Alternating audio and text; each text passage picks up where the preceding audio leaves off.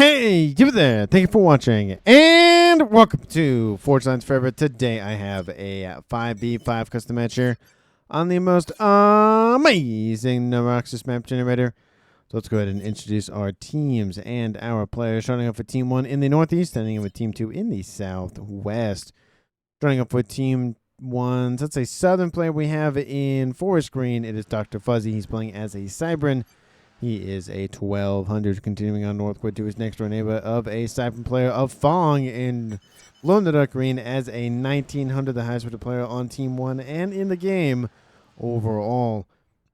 To his northwest-ish, we have Feodal. I think is how you say his name. He is a UEF.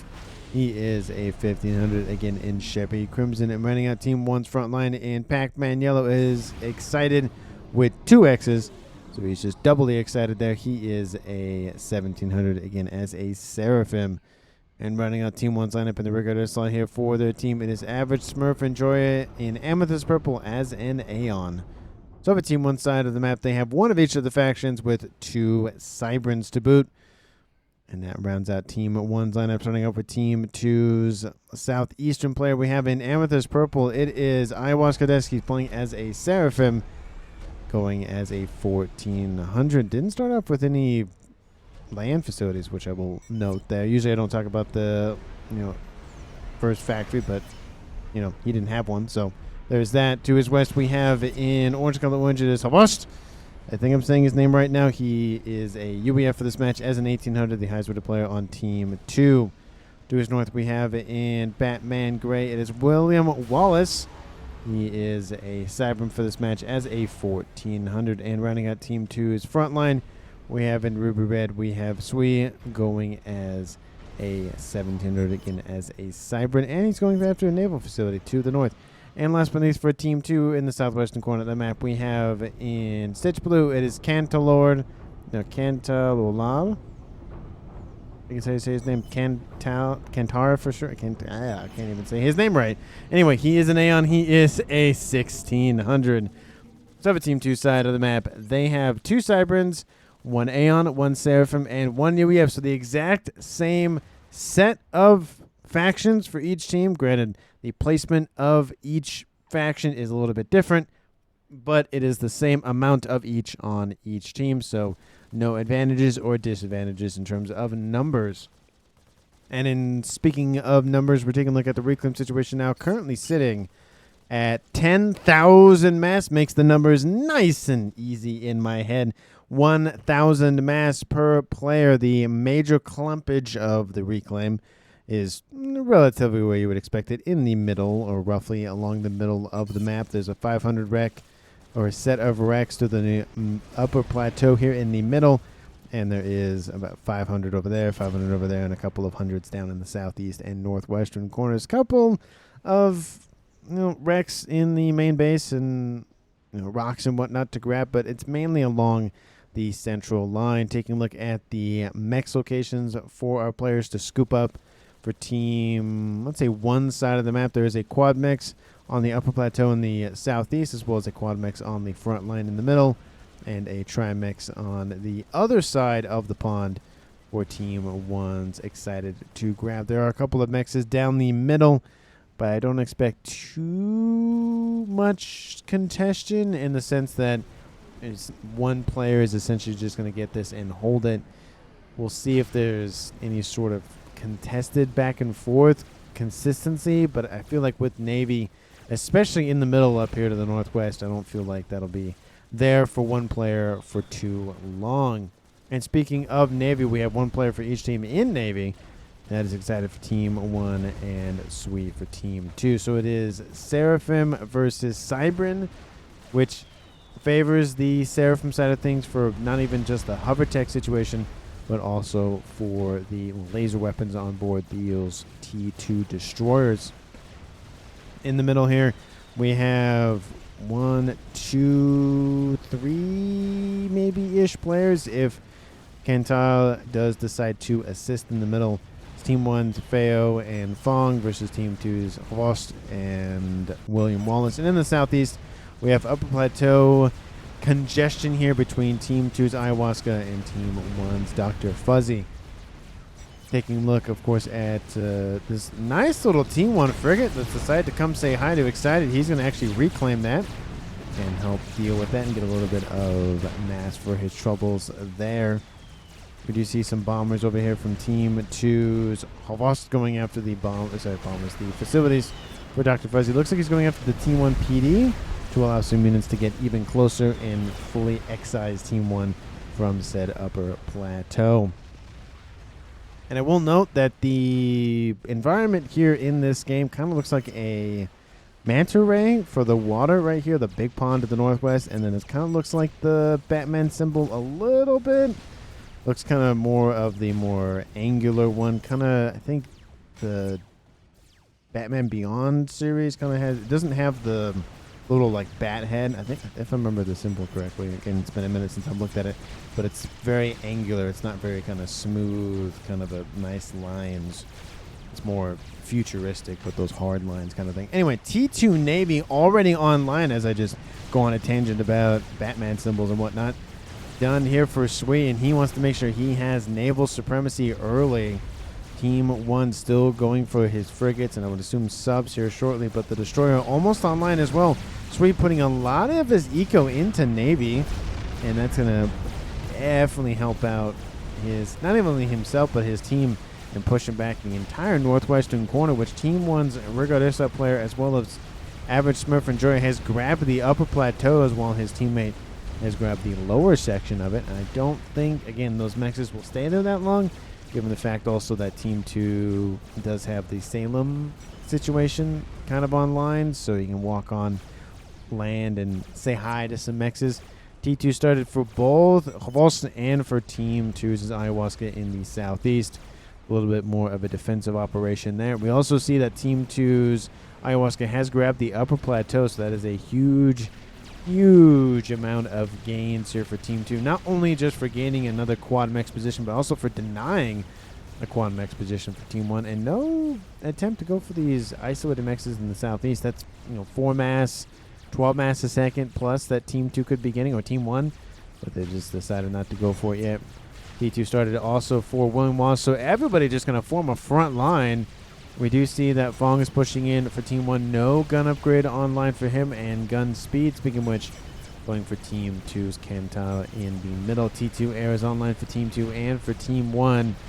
And we see the base and everything else for Dr. Fuzzy transferred over to Excited. Looks like he might just control K. Maybe he had to go for some reason. But there are some units just raining in on that commander's position. Lots of Zooey fire just ripping apart those hit points pretty quickly. It looks like he's just going to die to Zooey fire. Lol, says Dr. Fuzzy, and looks like he's saying it to himself. And that's going to be the first casualty of the game. There he goes. Oh, it looks like he was stuck. Oh, okay, that makes way more sense. I was like, why is he just standing there? That's why he was just standing there, because he was stuck. That is unfortunate. It's still a kill, but it's unfortunate. So we'll say that the map killed him at the end of the day. Of course, the credit will go to Ayahuasca, and it'll be a 5v4 in favor of Team 2. But definitely the map did not like him there. Had to be quick stand there. Yeah, right. He's just like, please make this fast. This is just, I can't move. Yeah, I wonder if he could try to get on a transport, and maybe that would have helped. I mean, his comm couldn't move at all, so maybe not. I don't know. I'm kind of interested to figure out why his comm just kind of, it looks like there's a little, kind of hard to, you know what? It's going to make it a little bit easier to look at it. There we go. There's a little, like, notch right here as I draw on it. That's not helpful. Looks like his comm, yeah, just got kind of stuck in a little notch there and called it a day. That is unfortunate. The map claims a victim. We'll see if the map does it for somebody else. Team 1 now pushing in on the middle plateau, and Team 2 is now excised Team 1 out of the Navy. Excited, just pushed out. He was so excited to go for Navy. He was getting his T2 air headquarters online. Now he's getting his T2 land headquarters online. He put some tort bombers to assist, but no, he just gets denied. Salem was not going to be able to stop Team 1, especially with the tort bomber inbound. There is some tort defense on board, but it will do some damage to that Salem nonetheless. But at a bare minimum, Team 2 gains a win both on the northeast and the southwest.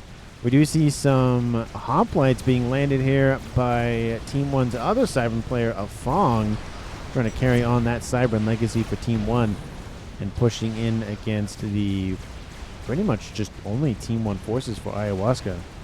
We do see advanced range has been started on Kantar's Calm. He has speed and, of course, the regular range on board. And Team 1's Chevy Crimson of Feo pushing in and essentially eliminating everything up here for William Wallace. So again, wins in the north and the south, and wins in the middle for Team 1.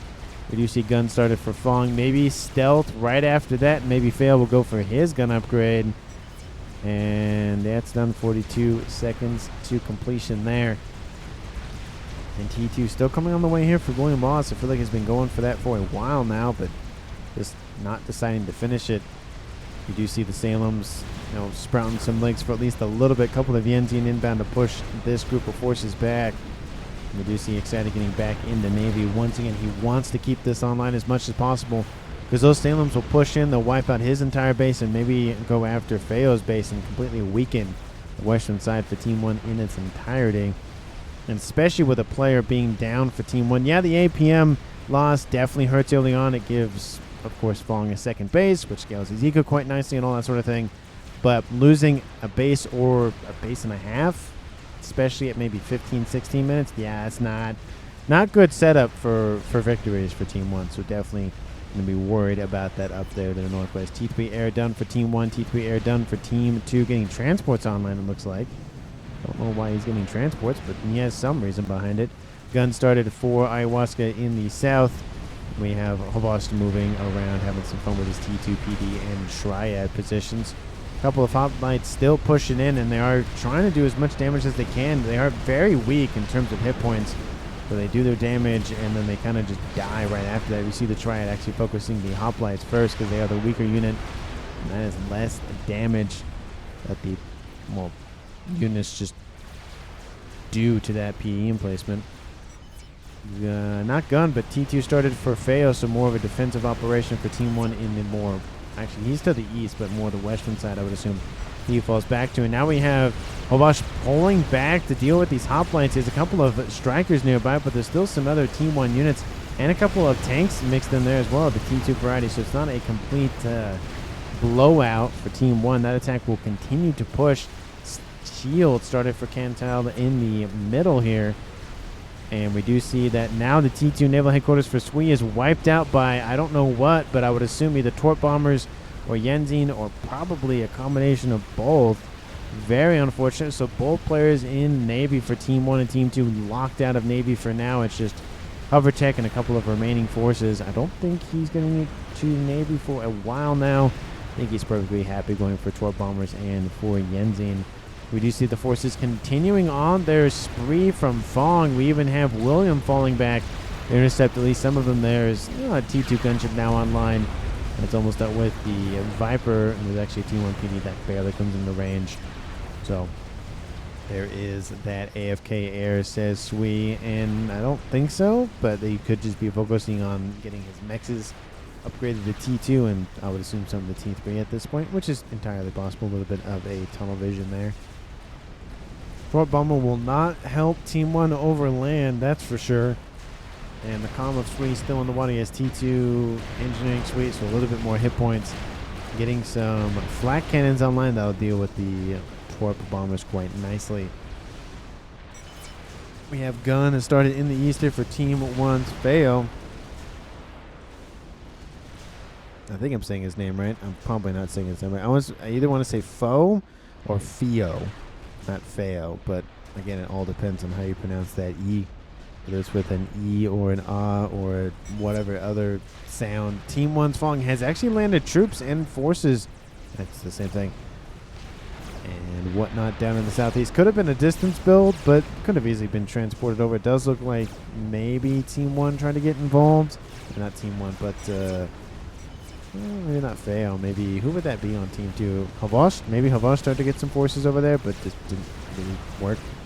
Shield heavy going here for Canton. He's just pumping out upgrades for that commander. Now we have missiles started and almost done for Feo. He's building the missile as we speak. He has T2 gun and missile on board.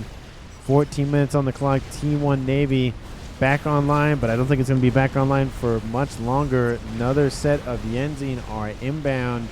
Still no Navy, which is very, very interesting. Team 1's excited, just going to drop Navy and say, nah, I'm good. I'm just going to do hover tech and call it a day. Team 2's is William Mall is trying to not creep, but at least distance build up there. But yeah, it's not really going to work there for Team 2. That is unfortunate. They were doing so very well in the north and in the southeast. A little bit more resurgence. We have Ayahuasca actually up here personally himself, going for a mix of T2 PD and some T1 spam in terms of some engineers. And, of course, T1 facilities just to push back Team 1's Fong. Again, Fong has gun on board, and that is it. And we have Ayahuasca, gun, and T2. He's taking a lot of missile fire from those hoplites. Trying to get into range. Overcharge will wipe that one out pretty easily. Again, not a lot of hit points on board. Only 600. Not even 600. 550 online for those units. We do see Shield Heavy still coming online here for Team 2's as Cantal. It's a lot of mass to sink into your comm and not see a whole lot of gains with it because your comm isn't on the front. I mean, I guess it is on the front lines, but there's no real engagements happening, so no additional veterancy coming online for him. It is unfortunate, but sometimes you spend all that mass and you get really nothing out of it. We have missile outbound. Do not tell me they went for the snipe. It looks like they did. The missile will miss. It's not that far away, but it's not as close as actually hitting the comm or getting pretty close to the comm or getting a couple of inches or feet from the comm or meters. I think it's meters actually. From these commanders, we do see stealth started for Fong. He's probably going to go for Nano, maybe. He might keep pushing Team 2, but at this point, probably wants to just hang back. Northwestern corner. Tons of pausing going on in the game for some reason. We have Sweet still trying to make T2 Navy happen. He's really just trying to make fetch happen, and Team 1's just not having it. ASF moving in from Average Smurf and Joy to cover and go after the AFSS from Team 2 and cover the Bombers from Team 1. The fight will commence. And again, this early in the game at 17 minutes, yeah, it's, I don't know. It's one of those things where losing this amount of ASFs for both teams is not great. But at the end of the day, I mean, we're talking about maybe half a squadron, a wing or so of ASFs more for Team 2. Which at the end of the day is not really a whole lot. I mean, I talk about how 25 and 30 is decently close. Cantal operating at 240 mass income, and everybody else on Team 2 operating below 100. And Havas is back actually up to 100, and now we see William as well. But they're operating about 100 or less. Team 1 with a little bit more eco, a little bit more distributed, but for the most part, of course, Average Smurf Enjoyer at 240, and Fong on dual base actually at 160. Could have been power related, which it definitely is. It makes way more sense why Team 2 and Team 1 are pretty close to one another. And it looks like he's going for Nano, and it's really stripping him at least of a chunk of power per second. It's not the entire end-all be-all of what's consuming all that power, but it is a chunk nonetheless. And we have a T1 artillery on the upper plateau being assisted by T2 mobile missile launchers as well as T3 mobile missile launchers from FAF. We have all of the gang put together here for Team 1. Now they just need T3 mobile artillery, and that's pretty much everything that can launch stuff in an arc like that for the UEF tech. Well, I guess, yeah, because you got Lobos, and then you got, not Vipers, but the Flapjacks and the Spearheads, and you need the T3 artillery. I mean, I guess you can lob the Mongoose in there because it has a grenade launcher, but yeah, it's more of a secondary weapon, not the primary weapon of the unit, so I'll leave it up to everybody listening and watching and the whatnot if that really counts. It might in some people's books and it might not for others, so I'm not going to try to lean one way in the other. I do my best not to do that in any situation because I don't want to stay neutral as much as possible because it's about the cast and it's not about all of that other stuff. Team 2's William is just being pummeled by those missiles. And now in the east, Cantal is defeated by Percy's inbound from Feo. Nice grab there. I had it, says Cantal, and he's talking about, I would assume, the shield upgrade. That sucks. That is a hard loss for Team 2 to take.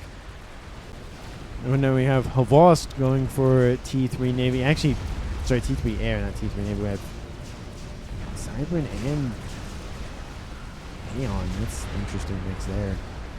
Maybe he wanted those hives, or maybe he wanted the strap bombers, maybe? I don't know, but he wanted something. And now we have the base for William being transferred over to Sui, so kind of a similar situation we saw earlier, but for a completely different reason. We have William just going to face the music and run headfirst into those Percies. That's going to be shots, shots, shots, everybody. And that is not going to be good for William and for Team 2 in terms of APM. They went from 5v4, and now it's going to be 4v3 in Team 1's favor there. He goes due to Percy and assisting artillery fire, both in the mobile and I would assume stationary at some point. Maybe not, but still. We have cruisers and destroyers firing rounds into this upper plateau. And that is going to hurt. Team 2 loses a comm, and then a comm right after that. About a minute or so later, that takes a toll on these players. We see down in the south, Team 1's Fong launching an attack straight into the base for Ayahuasca, essentially trying to isolate him for the remainder of Team 2. T3 land is online for Havost, and he's going for those Percies, and they're driving those forces into this little canyon over here to the east, which is nice for engagement purposes, but they're still there. So there is that Team 2 still has containment. A couple of hot places being one-tapped by those Percies. Very, very, very good unit. But again, as I always say, they were a lot better in groups, and they're a lot better when they target very, very valuable targets like experimentals and large groups of T3, not Team 1 and most of Team T2 tech. So, speaking of T2 tech, Navy is online for both Excited and for Sui, so that's back up to full power for both of those players. And I think with the added bonus of the hover tech from Team 1, that's going to be in favor for Team 2. And now we even see a couple of mobile missile launches going after Sui stuff. So, man, who can't catch a break? Nobody can catch a break in this game. One player being rolled over by Percy's, another player being stuck on the land over there to the east. Another player being like, okay, they're all up with these Lobos and whatnot. I'm just going to be calling it a day there, essentially. That's what he probably felt like. ARAS started on board the comm to the northeast of Average Smurf Enjoyer. 22 minutes on the clock. Team 1 at 4 players left. Team 2 at 3. Team 1 lost only Dr. Fuzzy. And that was due to an environmental issue. That wasn't, again, it was still a kill, but still. And Team 2 has lost. William lost first, and then Kental. Actually, Kental was first. Again, I don't think I'm saying his name right, but maybe I am. And William was after that. Apologies. Guardian Torpedo for Sui. Again, he's not in the water, so I don't know how much use that's going to be. Especially with Yenzine, they hover, so that's not really going to help. It's really going to help against the naval facilities and the naval units.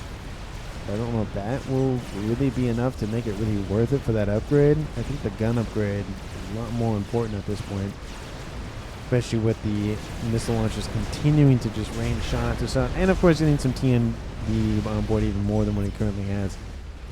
Probably an important thing at this point in the game. There's a group of forces down here in the south. Looks like they're just holding. No, they are going to move a little bit closer. Ayahuasca is falling back. He does not look super great in terms of health. He's about 50%. He's getting some T2 Team D online, but there is that group of forces inbound now. He needs to get more PV online. I think is actually the better move right there. And in the north, still the artillery bombardment, missiles, all that stuff just raining in constantly. And actually, we see in the north, Excited has now pushed his forces over the water into the now territory for Sui. Sui's pushed out of the water entirely. We have Havost moving in with his comm. Again, it's Gun and T2. It looks like the group of forces from Fong fall back. And it's the same situation for Ayahuasca. He actually gets up to 4-star vet, gets 2 veterancy out of that. He's back up to full HP. And we have 2 players down here for Team 2. And it's really thinning out for Team 2 on the western side. Not looking too hot. Missiles inbound. Where are they going? Looks like they're going after T3 land facilities, maybe? Missiles are being wiped out. There's a bunch of TMD on the way. Looks like maybe, yeah, looks like a mech was the target. Let's see, is going to be enough to break through. They killed off one mech. That's something. Actually, kill off two mechs, apologies. Nothing too bad. A couple of those tiny missiles make it through. T2 mechs wiped out. So a couple of mechs were wiped out. So not an entire loss. A lot of the damage was, of course, mitigated by the TMD. But that is the one benefit of the Cyber and TMD, the missiles, is the fact that even if the initial missile is shot down, it breaks up and can still do some damage. Not as much as the original missile, of course, but at least some. See Havas coming in to protect one of his mechs. I don't know if he'll be able to protect that T2 mech. One of the bricks remain. Actually, that's not a brick. That's a loyalist. Oh, it just barely doesn't save it. Unfortunate, but hey, you can easily just rebuild. He's right there. And the artillery bombardment starting to thin out in its effectiveness just due to the fact that Team 2 has been pushed back significantly. Look at this. Like, this is a huge amount of territory that's just gone for Team 2. And that is definitely reflected in the eco. 1.3 versus not even 1,900 mass income. That's 400 mass in favor for Team. It's starting to drop down, but it was at 1.3 at one point. Attack Nuke has been started here. The Billy Nuke has been made an appearance here for Team 1's fail. Still think I'm not saying his name right. And he's getting that online here shortly. How's the air grid looking? Nice in flumpage for Team 1. Team 2, same situation. He's actually decentralizing it, which is really, really a good tactic there. In the east, Ayahuasca going to push into this group of forces, and he goes, nah, it's probably not a good idea, and falls back. Ooh, that's not looking good. Team 1 going to be spurred on by that, and he needs to keep moving. He is going to die here if he doesn't move. Actually, even if he does move, I think he's going to die here. Oh, there he goes, less than 1,000. There he goes. He pushed in too far and died because of it. That's another kill here for Team 1. Drops this game to a 4v2, a 2-to-1 advantage at 26 minutes. We do see a group of forces now for Excited starting to roam the now eastern side of Swee's position over here. Just trying to get in some damage. There are some units that are able to fire some missiles. To the north, we have those cruiser missiles from Team 1's Excited as well. Just trying to take out as much as possible. Fat Boy down the middle. It will help out a little bit, but again, there are Percys that, of course, can easily deal with that Fat Boy. And there is a group of forces behind it as well, so definitely need to get those forces in front of the Fat Boy and not behind it. So that way they have some cushion for that Fat Boy. And the forces in the east looks like they're going to push once again. There are some PD emplacements here, but without the comms damage from Ayahuasca, it's not really going to matter down there. Southwestern corner, Colossus has been started for Havast. And I don't see anything else coming online for Team 2. Team 1 has a Monkey Lord online for Fong. And I think that's really it in terms of experimentals. Team 1 continuing to push this eastern front. There's more PD being built all the time. And I don't know if it'll be enough. They're targeting the bricks first, which is probably the better target to go after. The missile launchers are going to be shot at by some bombers from Havas just to wipe them out. So there is some flak cannons in the mix. Looks like they're targeting those now. But I just don't think it's really recoverable on that eastern front. Fatboard continuing to push. I'm surprised that nobody has really gone after it from Team 1. Looks like the Percys have fallen back. And there's a T3, nice little mobile artillery unit that's somehow not dead yet because the environment's saving him. Like a lot, actually. He hasn't taken any damage, which is even more surprising. But the bricks have been dealt with, and now we have Havast moving in. Actually, there's a couple of bricks over here still, but the Vipers are now moving. And that'll be, I think, the end of this push here from Team 1. They got a comm kill out of it, so they're going to definitely be happy about that. Missiles are outbound once again from the eastern side from Havast. And they are going to be shot down. I don't know why they did. Sometimes the yellow dots disappear, and I don't know why. Looks like they are going to break through. There is a megalith, looks like they're targeting. And looks like, nope. it will not do anything. The Fat Boy does take a little bit of AoE from the Billy Nuke, and now we have the Fat Boy being chased down by not even just Strap Bombers, but a Monkey Lord as well. Percy's are covering its retreat. And we have a boss dealing with the remainder of those forces from Fong. There's one Hoplite and a bunch of Vipers. That's what's really remaining at this point. Now we have oh, the engineer on the little cliffside there kind of got stuck like Dr. Fuzzy did. That's unfortunate. Teleporter started here for Sui. Probably will go for the laser upgrade after that. And Fat Boy still has its shield online, and there's a group of bricks inbound. Restore is also online. Crab online. Team 2 just going to get out-ecoed essentially at this point. They need a big, big win in some degree. And I don't know where that's going to come from. A couple of engineers kind of just hanging out on the right side of this cliff, and I don't think they're going to be there much longer. GC has been pointed out by FAO, so they're aware of that. More air grid for Team 2. It looks like they might try to win the game via air. That might be the way to do it, at least as of right now. Looks like the shields are down for Fong. Is he having some power issues? Ooh, not good. Not good. Monkey Lord somehow. Oh, no, he's dead. I was gonna say now he's somehow surviving with 1,000 hit points, but not so much. Good spot, says Average Smurf Enjoyer. I don't know what that's about. Missiles are inbound. Missiles are inbound, but restorers are inbound, and that little missile base is not going to be there much longer. Looks like one of the restorers maybe got hit by a missile, it looks like. Kind of what it seems like. There's no AA in the area. I don't see what could have shot at it. And the only AA is down there, so that wouldn't have been in range anyway.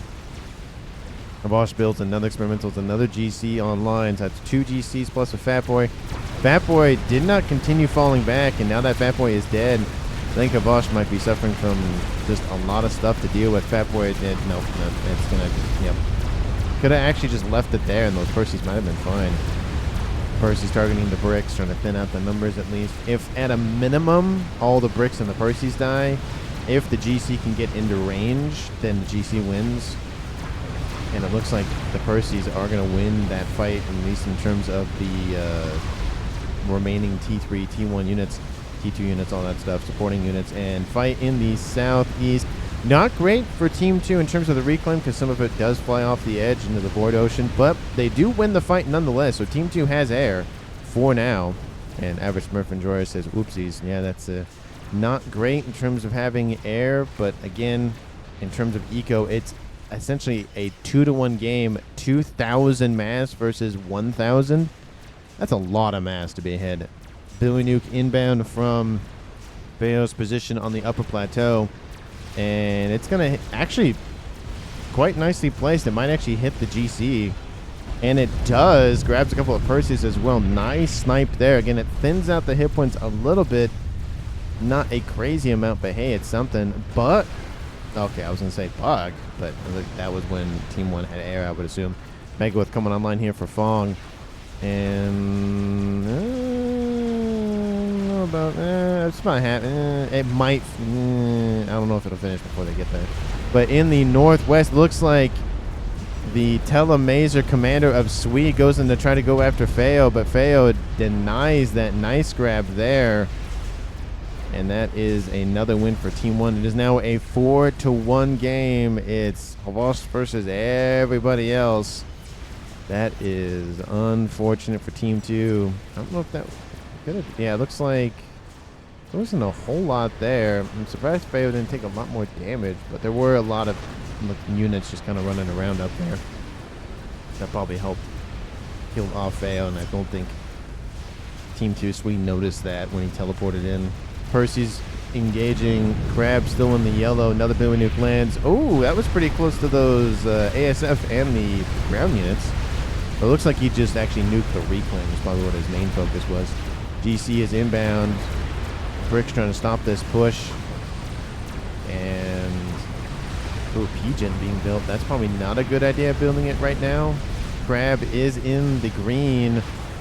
Oh, if Team 2 were to push, they probably would be able to stop it, but they're not going to, which means that Megalith will finish. It's getting close. 90, was that 98%? 96%. Oh, you can see the finishing touch is starting to be completed. Oh, there it is. It is done. And the Colossus will engage. The Colossus doesn't have any veterancy. Well, actually, it has one, so that might be enough. T2 shielding trying to be built to just prevent some damage. But, you know, like I said, maybe they could have actually just dealt with this without it being built. But Team 2 is going to deal with it, notwithstanding. Look at that. Nice grab there by Team 2. And, of course, the crash damage kills off the units around it. And SMD will go down. Billy Nuke going to land on top of the Colossus. And now we have a Colossus inbound from Average Smurf Enjoyer. And he's actually just going to sit there and wait because that Billy Nuke is inbound. Ooh, it's going to probably clip some of the ASFs as well. Ooh, that's a really good Billy Nuke. Wipes out all of the Perseus as well. It looks like the GC stole some before they could be killed off in the explosion. Might as well kill off all the P-gens at that point. You're going to lose the fight in terms of GC versus GC. So you might as well kill off all the P-gens. Oh, there's a snipe there from a Percy. A couple more P-gens still online for Fong. How's he doing on power? If those were wiped out, actually he would not be doing good. But for now, he's fine.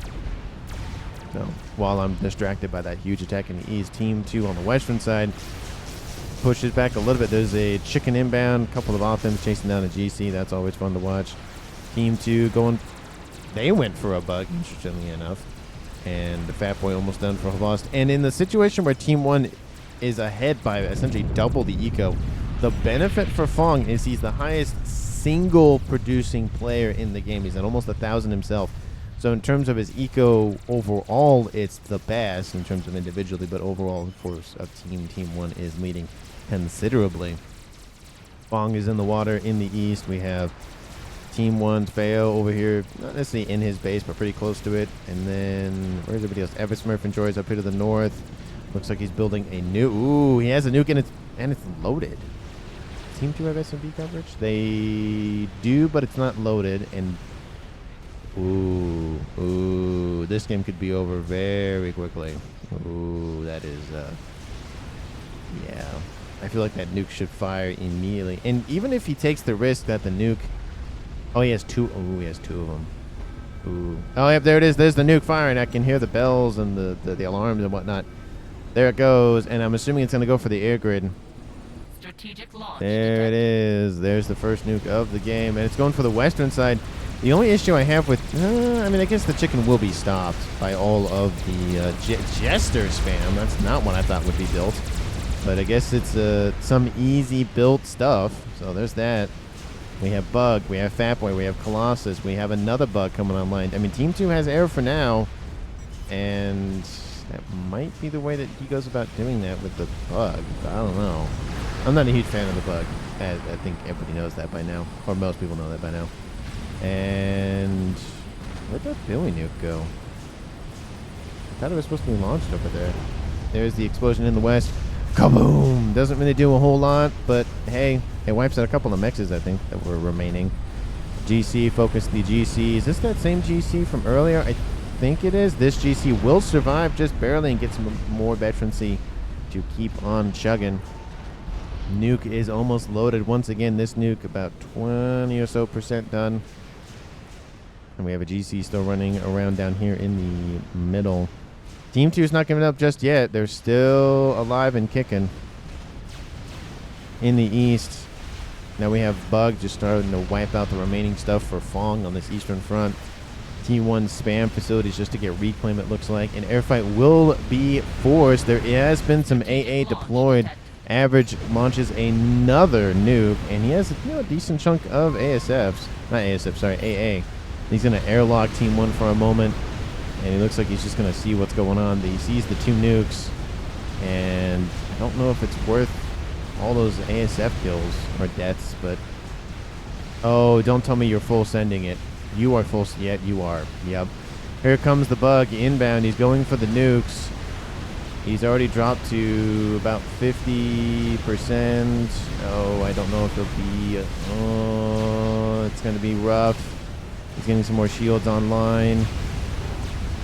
And the nuke lands in the south. Kaboom! Wipes out a chunk of the base down there.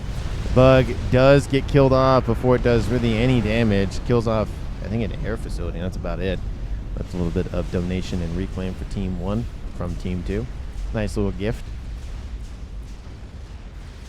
And he needs a big, big play to wipe out something on Team 1 at this point. 2 nukes plus whatever else Team 1 is cooking up in the kitchen. Oh, bomber going to be built here for Excited. He's probably excited about that. Oh, he's already actually finished one. Look at that. He just doesn't care about air because Team 2 doesn't have huge air, superiority and whatnot to really worry about it. Because even if he runs it in and he loses half his HP, at least he can probably get another bomber drop. Army needed right, says Fong. And yeah, I think the bug should have just slowly wiped everything out instead of just full send. I do understand the concern about going for the nukes. I do get that, but I think it was a waste. Bomber is going to drop a payload. Going to wipe out some Perseus. Blue nuke as well. Going to wipe out more as well. I think it did about the same amount of kills, honestly. But again, Bomber's going to get another drop in and another drop in and another drop in. And this Eastern attack is going to just fizzle out way before it gets to anything mission critical for Team 1. And nice grab there. Wipes out, I think, a dozen or so there. And yeah, some things will be wiped out. A couple of T3 mexes. But again, in terms of what could have been killed off versus what is, or what is actually killed off, definitely better. And ASF just wipe out the bomber. They go, no thank you.